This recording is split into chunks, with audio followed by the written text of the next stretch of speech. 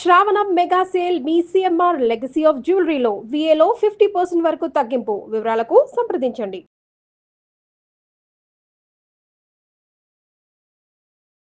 Hello Anuja గారు. Hello అమ్మా. So ఈ రోజుల్లో బ్యూటీ అంటే మనకి చాలా మోడర్న్ స్కిన్ ప్రొడక్ట్స్ చాలా వచ్చేసాయి. దాని నుంచి మనం అందంగా కనిపించామంటే ఆబ్వియస్లీ అందంగానే కనిపిస్తాం. కానీ ఓల్డెన్ డేస్, ఏన్షియన్ డేస్‌లో వాళ్ళ స్కిన్ కేర్ ప్రొడక్ట్స్ అసలు ఏమి ఇన్వెంట్ కాకముందే వాళ్ళ బ్యూటీని ఎలా మెయింటైన్ చేసేవారు? అసలు స్కిన్ కేర్ ప్రొడక్ట్స్ ఉండేవా? ఏం చేసేవారు నేచురల్‌గా దొరికే వాటి తన విషయాలు తెలుసుకోవాలనిపిస్తుందండి. షూర్‌గా ఉండేవి కదా! నేచురల్ ప్రొడక్ట్సే ఉండేవి. అందుకనంటే ఇప్పుడు మనం ఎక్కువ కిచెన్‌లోనే అన్నీ దొరుకుతాయని వాటి మీద ఎక్కువ ఎంఫసైజ్ చేస్తా ఉన్నారు ప్రతి ఒక్కళ్ళు కదా! కిచెన్‌లోనే మీకు అన్ని కావాల్సిన హెర్బ్స్ ఉంటాయి. వంటిల్లే బ్యూటీ వైద్యశాల. వైద్యశాల అండ్ మనకి బ్యూటీకి కావాల్సినవన్నీ కిచెన్‌లో ఉన్నాయి. సో, డెఫినెట్‌గా అప్పట్లో కూడా ఇవే అన్నమాట. ఓన్లీ కిచెన్‌లో దొరికేవి ఏవైతే ఉంటాయో వాటితోటే ఎక్కువగా బ్యూటీ కేర్ కూడా అందులోనే ఉండేదన్నమాట. అయితే ఏంటంటే మామూలుగా ఏదైనా మ్యూజియంకి అక్కడిక్కడికి వెళ్తే ఒక్కొక్క రాణి ఫొటోస్ అవి పెయింటింగ్స్ ఆర్ట్స్ చూస్తే చాలా ముచ్చట అనిపిస్తుందమ్మా. ఎంత బ్యూటిఫుల్గా ఉంటారు వాళ్ళు, చక్కగా ఉంటారు. చక్కటి ముక్కు, చక్కటి పెద్ద జుట్టు, సన్నటి నడుము, ఇవన్నీ చూస్తే మనకు కూడా అలా ఉండాలనిపిస్తూ ఉంటుంది. ఓకే. అండ్ మన ఇమాజినేషన్ ఆఫ్ మహారాణి ఈజ్ లైక్ చాలా బాగుంటుంది అవును. అనమాట కదా. కాకపోతే ఏంటంటే వాళ్ళల్లో కూడా నేను కోల్హాపూర్ వెళ్ళినప్పుడు ఒక కోట, రాజ్కోట అక్కడ ఉంటే అందులో వెళ్ళి చూసాను అనమాట. వి వర్ అలౌడ్ టు గో దేర్. అందులో పాత వాళ్ళ రాణులవి వాళ్ళవి అవుట్ఫిట్స్, వాళ్ళ పెయింటింగ్స్, ఆర్ట్స్ అవన్నీ ఉన్నాయి. వాళ్ళు కూడా ఒబెసిటీ అంటే ఒక ఏజ్లో బాగుండి దాని తర్వాత లావ్ అయిపోయి అట్లానే ఉన్నారు. సో కానీ వాళ్ళ రొటీన్స్ అన్నీ చాలా బ్యూటిఫుల్గా ఉండేవి అనమాట. వాళ్ళ బ్యూటీ రొటీన్స్ ఏవైతే. కానీ ఏంటంటే అప్పట్లో రాణులు అంటే, మహారాణులు అంటే వాళ్ళు బాగా కనపడాలి.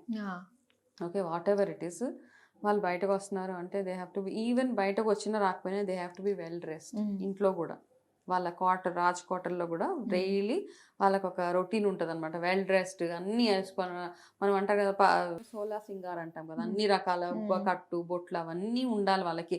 పర్ఫ్యూమ్ దగ్గర నుంచి, హెయిర్ కేర్ దగ్గర నుంచి ప్రతి ఒక్కటి వాళ్ళు పెట్టుకొని ఉండాలి through out the day.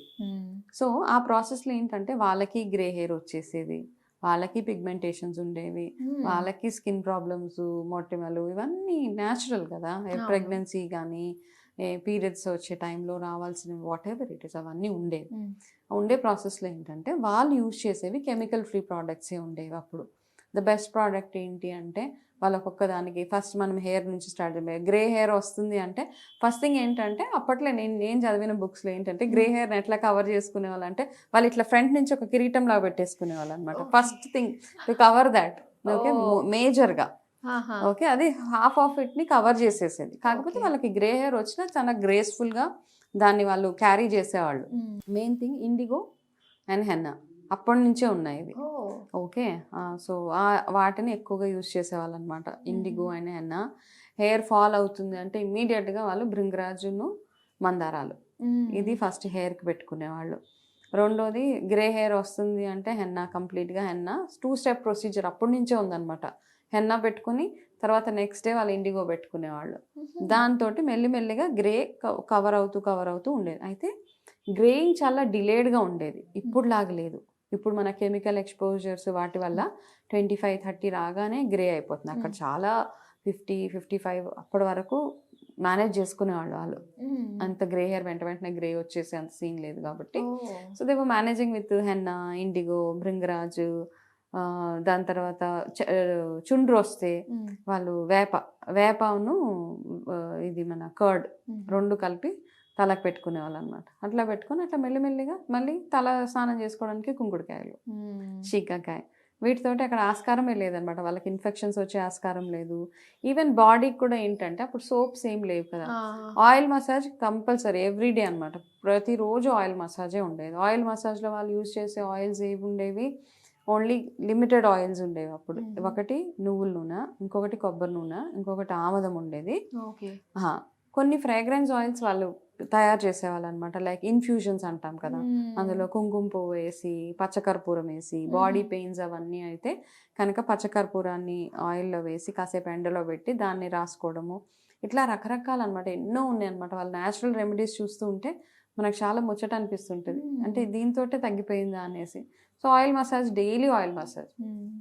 Oil massage తర్వాత వాళ్ళు ఏం చేసేవాళ్ళంటే నలుగు మళ్ళా Okay. శనగపిండి లేకపోతే పెసరపిండిలో పాలు కలిపి కాస్త పసుపు కలిపి, పసుపుని ఎక్కువగా పచ్చి పసుపు ఫామ్లోనే యూజ్ చేసేవాళ్ళు, పొడి కంటే కూడా పచ్చి పసుపు అనమాట, పచ్చి పసుపు. సో వీక్లీ వన్స్ వాళ్ళు ఏం చేసేవాళ్ళంటే ఎవరికైతే యంగ్ అమ్మాయిలు ఎవరైతే ఉంటారో వాళ్ళకి ఏంటంటే ఈ పింపుల్స్ అవన్నీ వచ్చినప్పుడు వాళ్ళు ఫాలో అయ్యే ఒక ప్రొసీజర్ ఏంటి అంటే ఫ్రెష్ వేపాకు, ఫ్రెష్ పసుపు ఈ రెండు కలిపి బాగా దంచేసి అది మొత్తం ఒళ్ళంతా పట్టించేసేవాళ్ళు.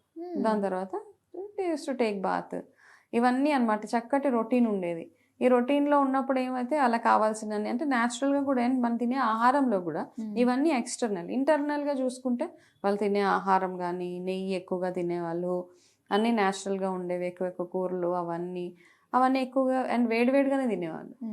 చల్లటి ఫుడ్ ఎప్పుడు ఆహారం అప్పుడే వండుకొని తినేవాళ్ళు. డైజెషన్ ఇష్యూస్ అంత పెద్దగా ఉండేవి కాదు కాబట్టి వాళ్ళు హెల్దీగా అంత ఫ్లాలెస్గా అట్లా ఉండేవాళ్ళు. అక్కడ ఫుడ్ అనే దాంతో నాకు ప్రాణాలనిపిస్తుంది. మనలాగా అప్పుడు ఫ్రిడ్జ్లు లేవు, ఓవెన్స్ లేవు, హీట్ చేసుకుని 2 రోజుల క్రితం ఏమో వండుకున్న ఫుడ్, నథింగ్ అలాంటివి ఏమి లేవు. ఎందుకంటే డైరెక్ట్ ఫ్రమ్ ఫార్మ్ కదా, రాగానే అది తినగానే దానికి ఎంత న్యూట్రిషన్ ఉంటుందో అదంతా మన బాడీలోకి వెళ్తుంది. ఒక యాపిల్ తింటే సరిపోయేది, ఒక ఫ్రూట్ తిన్నా సరిపోయేది.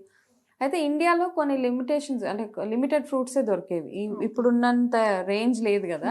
అప్పట్లో ఏవేవి దొరికేవో అవి మాత్రమే చక్కగా తినేవాళ్ళు. తిని వంటికి ఒళ్ళు రుద్దుకోవడానికి కుంకుడుకాయ పులుసే, తల రుద్దుకోవడానికి కుంకుడుకాయలే.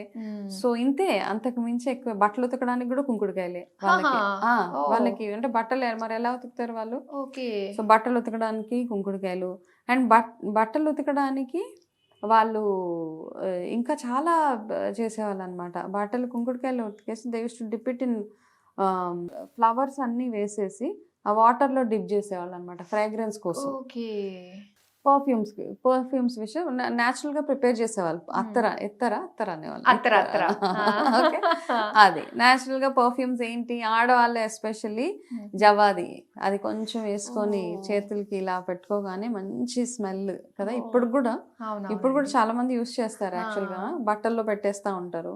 రెండోది పర్ఫ్యూమ్ శాండల్వుడ్ పేస్ట్, అది బాగా పింపుల్స్ వస్తే కొంచెం శాండల్వుడ్ పేస్ట్, కాస్త పసుపు, అంతే. చక్కటి రొటీన్ అన్నీ అనమాట, అన్నీ అందుబాటులోనే ఉండేవి కాబట్టి న్యాచురల్గా ఎటువంటి సైడ్ ఎఫెక్ట్స్ లేకుండా వాళ్ళు హెల్దీగా ఎక్కువ కాలం కూడా ఉండేవాళ్ళు.